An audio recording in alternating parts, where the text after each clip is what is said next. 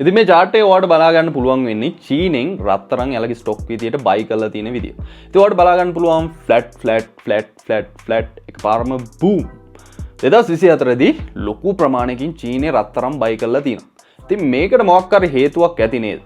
ඉතින් අපේ අතට කීයක් හරි ආපුවාම අපේ අම්මලා තාත්තලාත් අපිට කියන්නේ ඕකෙන් රත්තරන් මාලයක්වත් හදා ගන්නවා නාස්ති කරන්න එපා. රත්තරන් තමයි තියෙන හොඳම ආයෝජනය කියද්දී අපි කියන්නේ පිස්සු දාම්ම කවුද දැන් ගෝල්ඩ් බයි කරන්නේ? දැන් තියෙනවා මියුචුවල් ෆන්ඩ් තියෙනවා ස්ටොක් මාකට් තියෙනවා ක්‍රිප්ටෝ තියෙනවා.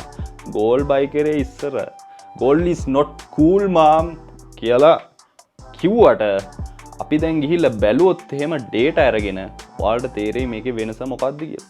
එතකොට කවුද හරි කියලා ඔයාලට තේරෙයි. ඉතින් අපි පහුගිය අවුරුදු 10 data අරන් බැලුවොත් එහෙම ඔයාලට බලා ගන්න පුළුවන් stock market එකේ return එක 12%ක් වගේ ප්‍රමාණයක් 12ක් 13ක් අතර වගේ ප්‍රමාණයක් තමයි ඇවිල්ලා තියෙන්නේ. හැබැයි gold ගත්තොත් එහෙම 15%ක return එකක් ඇවිල්ලා තියෙනවා. මේ ඔක්කොම අගයන් දාලා තියෙන inflation එකත් එක්ක add කරලා තමයි මේ calculate කරන්න තියෙන්නේ. ඒ කියන්නේ inflation එකත් එක්ක තමයි 15%ක් වගේ return එකක් ඇවිල්ලා තියෙන්නේ. දැන් ඔයාලට තේරෙනවා නේද පුතේ? එතකොට කවුද හරි? අම්මා හරි නේද පුතේ? ඉතින් මේ වීඩියෝ අපි කතා කරනවා ඇයි මේ විදිහට gold වල price එක අප් වෙන්නේ? ඊට පස්සේ අපේ තියෙන පුංචි ගානකින් වුණත් රුපියල් 100කින් 500කින් 1000කින් නෙමෙයි කීයකින් හරි ඔයාගේ අතේ තියෙන ගානට ඔයා කොහොමද මේ විදිහට gold buy කරගන්නේ කියලා මේ වීඩියෝෙන් කතා කරනවා. ඒකින්ද වීඩියෝ එක චුට්ටක්වත් skip නොකර බලන්න. මේකෙන් ඔයාලට ගොඩාක් වැදගත් කරුණු ඔයාගේ investment journey එක start කරන්න අවශ්‍ය කරුණු ගොඩක් මම මේ වීඩියෝ එකෙන් කතා කරනවා. right දැන් අපි කතා කරොත් ඇයි gold මේ විදිහට අප් වෙන්නේ කියලා. ඉතින් ඔයාලට බලා ගන්න පුළුවන් මේ තියෙන්නේ 1960 ඉඳලා 2024 වෙනකන් gold chart එක කොහොමද ගිහිල්ලා තියෙන්නේ කියලා ඔයාලට බලා ගන්න පුළුවන්. එතකොට ඔයාලට බලා ගන්න පුළුවන් මේකේ 1970 වෙදි විතර gold එක තිබ්බේ $35ක වගේ ගානකට guys. ounce එකක්. හරිද?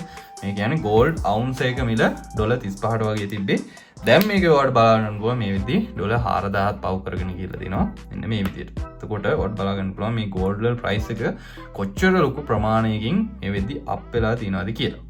එතකොට මේ gold අප් වෙන්නේ ඇයි කියන කාරණේ ගැන කතා කරන්න යද්දී අපිට මුලින්ම සිද්ධ වෙනවා 1970ට යන. හරිද? ඒකට හේතුව තමයි අපි දන්නවා දැන් මේ මුදලේ පරිණාමය ගැන කතා කරද්දී ඉස්සලාම අපි දන්නවා බාණ්ඩු හුමාරුගේ තිබ්බා ඊට පස්සේ එක වෙනස්ලා කාලයක් තිබ්බා මිනිස්සු ගනුදෙනු කරේ රත්තරන් වලින්. හරිද? ඉතින් මේ රත්තරන් වලින් ගනුදෙනු කරද්දී ඒකෙත් එක ප්‍රශ්න තිබ්බනේ හැමතැනටම අරන් යන්න බෑ. අවුරු අරන් යනවා අනම්මනම් කතන්දර කේස් ගොඩයි. ඒ වගේම යුද්ධ කාලේ තමයි මේක වැඩිපුරම මිනිස්සුන්ට බලපෑ. ඒකට හේතුව තමයි අනිත් රටවලට යාට ආයුධ ගන්න අනම්මනම් දේවල් කරන්න මේ gold එහෙට මෙහෙට කරන්න යාලට අමාරු. ඉතින් ඒක හින්දා තමයි ඊළඟට අපි දැන් යූස් කරන fiat currency කියන method එක. හරිද? එතකොට 1970 වෙනකන් මෙන්න මේ fiat currency දැන් අපි ගත්තොත් US dollars ගත්තොත් US dollars තිබ්බේ මේ gold වලට හරියන ගානක් තමයි මෙන්න මේ US dollars තිබ්බේ. හරිද?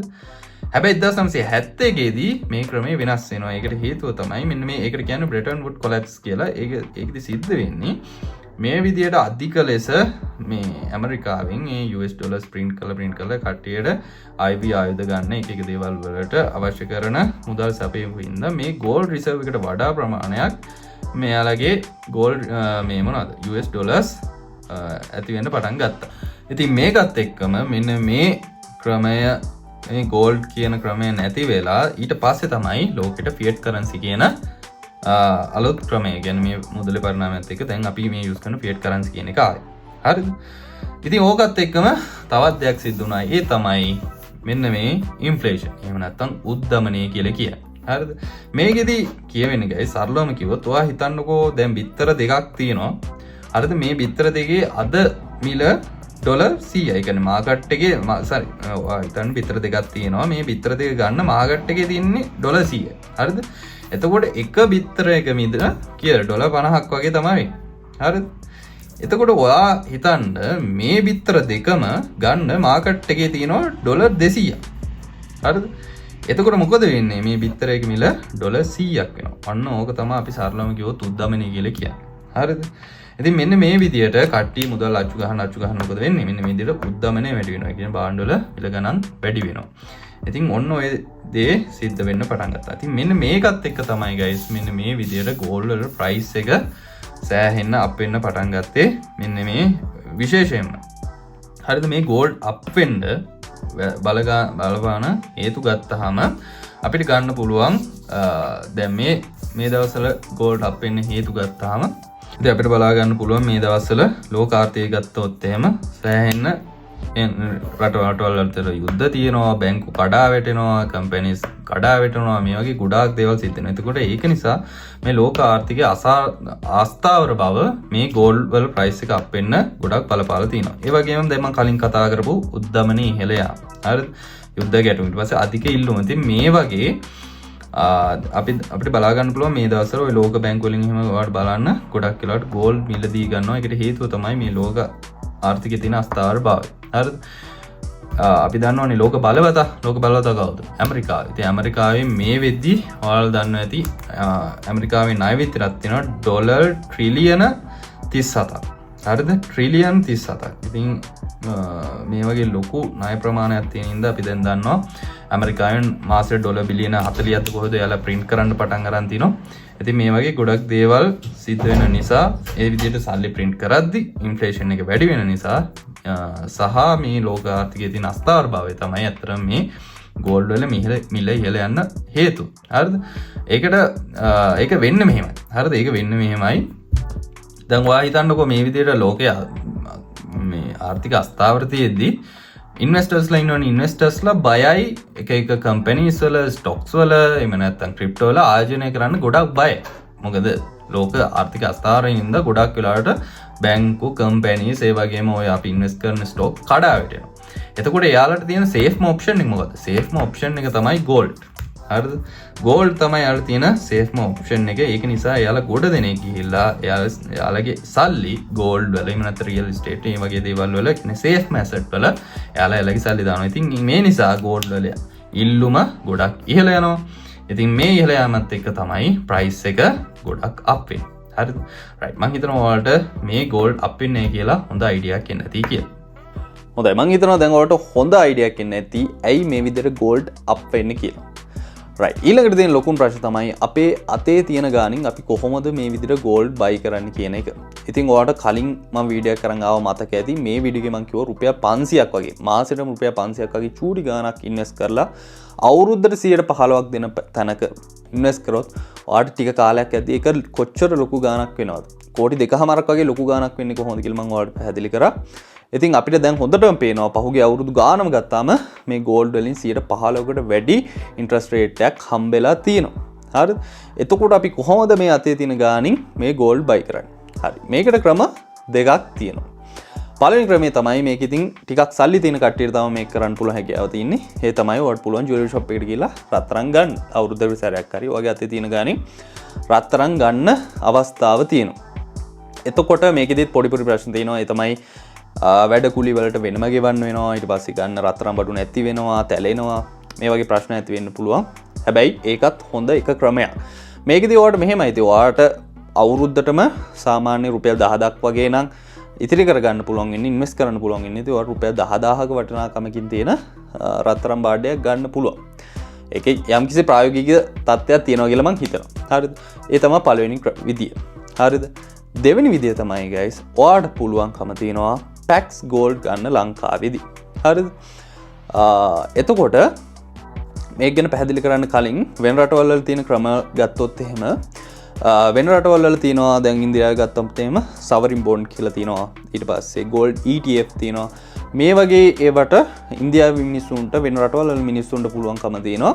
චූටි පොඩි ගණන් රුපියල් 500 ඒ විදිහට ඒ ස්ටොක් හරිනිය ස්ටොක් වගේ ඒ වගේ ගිහිල්ලා එයාගේ තියෙන මුදල් තියෙන ප්‍රමාණයෙන් ආයෝජනය කරන්න පුළුවන්.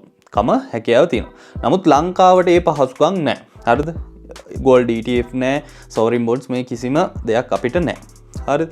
එතකොට අපිට තියෙන්නේ අර මං කලින් කිව්ව විදිහට ඔක්කො රත්තරන් මිලදී ගන්න ඕනේ. එහෙම නැත්නම් අර මං කිව්ව විදිහට පැක්ස් ගෝල්ඩ්. මේ පැක්ස් ගෝල්ඩ් කියලා කියන්නේ guys අත්‍තරම කිව්වොත් බ්ලොක්චේන් ටෙක්නොලොජි එකත් එක්ක එන ටෝකන් එකක්. හරිද? ඉතින් මේක අපිට මිලදී ගන්න පුළුවන් හැකියාව තියෙන Binance එක හරහා. ඉතින් කෙනෙක්ට දැන් සැකයක් හිතෙන්න වෙන්න පුළුවන්. මොකද ලංකාවේ තියෙන තත්ත්වෙත් එක්ක ගොඩක් දෙනෙක් හිතනවා මේ ක්‍රිප්ටෝ කියන්නේ වැඩ මේ ස්කෑම් එකක් වගේ කියලා හිතනවා. සමහරක් කට්ටිය මේකෙත් තියෙන විශ්වාසය ගොඩක් අඩුයි. නමුත් ඇත්තටම ක්‍රිප්ටෝ කියලා කියන්නේ නැත්නම් බ්ලොක්චේන් ටෙක්නොලොජි කියලා කියන්නේ ලෝකයේ ඉදිරියේදී අනිවාර්යයෙන්ම අපේට භාවිතා කරන්න සිද්ධ වෙන දෙයක්. මොකද දැන් මම අර කලින් කිව්ව මුදල් පරිණාමය ආවම ඉස්සල්ලාම බාණ්ඩ හොමාරු තිබ්බා, ඊට පස්සේ ගෝල්ඩ් වල ආවා, ඊට පස්සේ මොනවාද ෆියට් කරන්සි වලට ආවා, ඊට පස්සේ දැන් අපි කාඩ් යූස් කරනවා. ඉතින් ඊළඟට තියෙන්නේ ඩිජිටල් කරන්සිස්. ඉතින් ඒක නිසා අනිවාර්යෙන් මේ බ්ලොක්චේන් ටෙක්නොලොජි කියන එක ඉස්සරහට අපිට භාවිතා කරන්න වෙනවා. මේ කියන දේ මේ පැක්ස් ගෝල්ඩ් කියලා කියන්නේ සම්පූර්ණයෙන් ලෙජිට් දෙයක් guys. ඒකට මේ දේවල් ගැන හොයන්න පුළුවන්. ඔයාලා ඔයාලගේ own research එකක් කරලා අනිවාර්යෙන්ම මේ ගැන හොයලා බලන්න. එතකොට ඔයාලට තේරෙයි මේක රිස්ක් එකක් නෑ. මේකෙන් ඔයාලට කිසිම ප්‍රශ්නයක් නැතුව ඔයාගේ අතේ තියෙන ගානින් ලේසියෙන්ම මේ ගෝල්ඩ් බයි කරගන්න පුළුවන්. right. දැන් අපි ඒ ගැන විස්තරයක් බලමු. right. දැන් අපි බැලුවොත් එහෙනම් මොකද්ද මේ PAX Gold කියන්නේ කියලා. එහෙම නැත්නම් PXG කියන්නේ මොකක්ද කියලා බැලුවොත් එහෙම මේ PAX Gold කියලා කියන්නේ blockchain technology එක use කරලා හදපු token එක. හරිද? එතකොට මේකදී ඔයාලට බලා ගන්න පුළුවන් මේක regulated by New York State Department of Financial Services එක. ඇත්තටම මේක regulated company එකකින් තමයි කරන්නේ New York වල තියෙන. හරිද? එතකොට මේක තවත් ඔයාලා හිතන්න එපා මේ මොකක් හරි එහෙම company එකකින් regulate වෙලා තිබ්බට ඇත්තට මේ cryptocurrency එක. හරිද?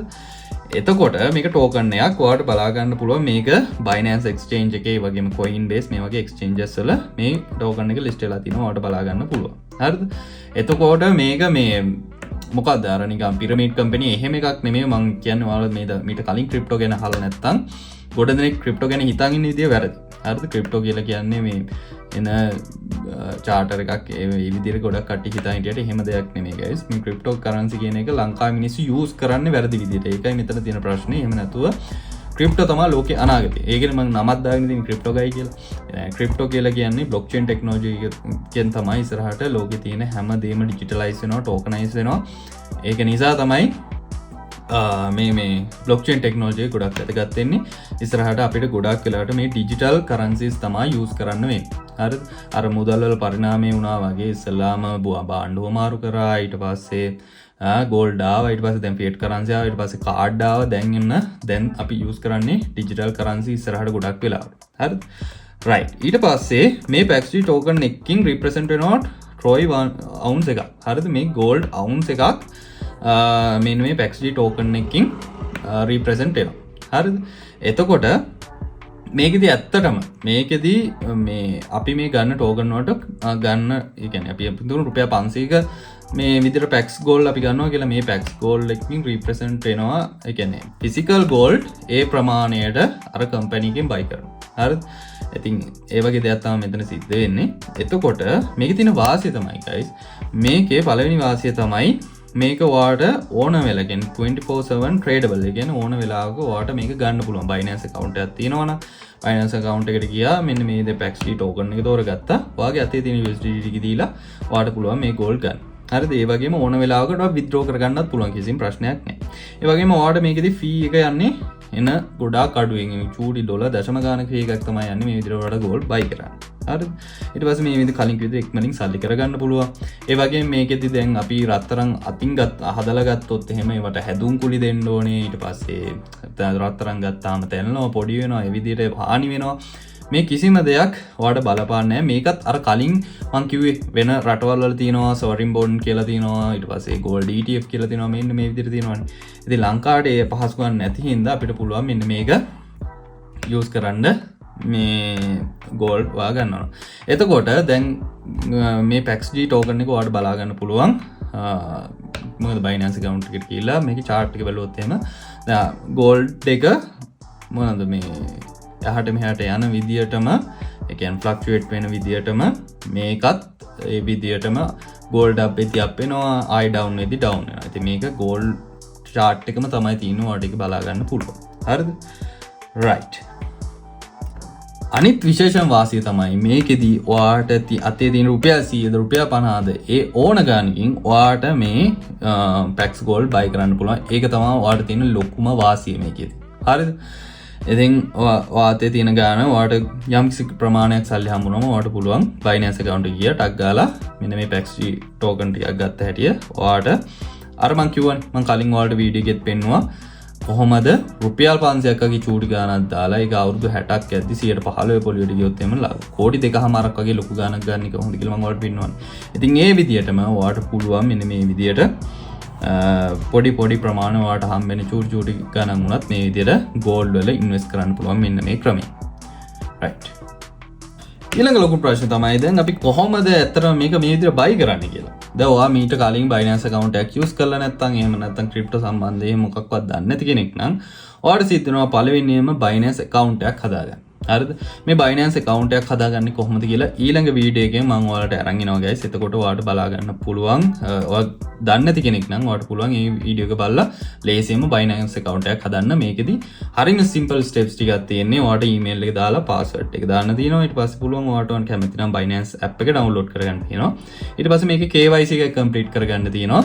ඊට පස්සේ ඔයාලට පුළුවන් ඕන විදියට මේ Binance account එක හරහා මෙන්න මේ විදිහට Pax Gold buy කරගන්න. හරිද?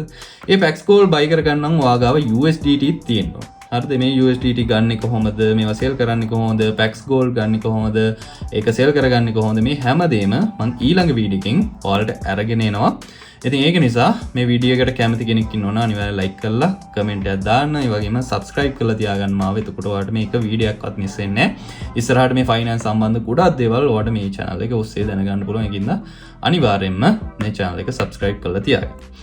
right. ඊට පස්සේ තියෙන ලොකුම ප්‍රශ්නේ මේ crypto විශ්වාස කරන්න පුළුවන්ද? අනිවාර්යෙන්ම මේ crypto විශ්වාස කරන්න පුළුවන් guys. විශේෂයෙන්ම Pax Gold එක අනිත් cryptocurrency කෙසේ වෙතත් මේ Pax Gold එක ගත්තාම මම අර කලින් කිව්ව විදිහට මේක නිව්යෝර්ක් වල තියෙන state department of financial service වලින් මේක රෙගියුලේට් කරලා තියෙනවා. ඒ කියන්නේ හැමතිස්සෙම මේ US ගවර්න්මන්ට් ඔතොරිටි එකකින් මේක චෙක් කරනවා. රෙගියුලරි චෙක් කරනවා. හරිද? එතකොට මෙයාලට ෆේක් ටෝකන් මොකක්වත් එහෙම හදන්නවත් එහෙම කරන්න බෑ. මොකද මේ නිව්යෝර්ක් ස්ටේට් එක කියන්නේ ඇමරිකාවේ තියෙන යාලගේ නිව්යෝර්ක් ස්ටේට් ඩිපාර්ට්මන්ට් එකෙන්ම තමයි මේකෙදී මේකට වෙනම දීලා තියෙනවා. ඔයාලට බලා ගන්න පුළුවන් යාලගේ වෙබ්සයිට් එකට ගියා නම් එයාලගේ වෙනම මේ විදිහට රෙගියුලේට් කරලා තියෙනවා කියලා ඔයාලට බලා ගන්න පුළුවන්.